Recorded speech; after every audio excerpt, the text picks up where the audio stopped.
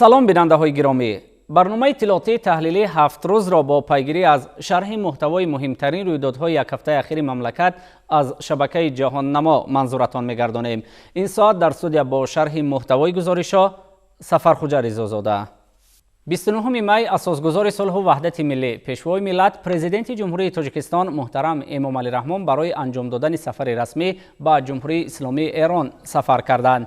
در فرودگاه بین المللی دوشنبه، پرزیدنت جمهوری تاجیکستان محترم امام علی رحمان را رئیس مجلس ملی مجلس عالی جمهوری تاجیکستان، رئیس مجلس نمایندگان مجلس عالی جمهوری تاجیکستان، سروزیر جمهوری تاجیکستان، معاون یکم راهبر دستگاه اجرایی پرزیدنت جمهوری تاجیکستان و دیگر شخصان رسمی گسیل نمودند. در این سفر پرزیدنت جمهوری تاجیکستان محترم امام علی رحمان را وزیر کارهای خارجه، یاردمچی پرزیدنت جمهوری تاجیکستان عاید به مسائل رابطه‌های خارجه، پروکورور گنرالی، وزیران انرژتیکا و ذخیره‌های آب، رشد اقتصاد و سودا، نقلیات، مالیه، رئیس کمیته دولتی اداره زمین و گیودزی، رئیسان کمیته‌های حفظ محیط زیست، رشد سیاحی، رئیس ولایت ختلان، رئیس پالات سودا و صنعت و دیگر شخصان رسمی همراهی می‌کنند.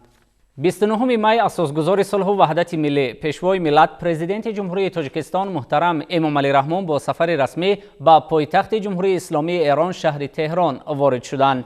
در فرودگاه بین المللی تهران مهمان عالی قدر پرزیدنت جمهوری تاجیکستان محترم امام علی رحمان را وزیر نیروی جمهوری اسلامی ایران علی اکبر مهرابیان و دیگر شخصان رسمی با صمیمیت خاصه گرم و صمیمی استقبال گرفتند.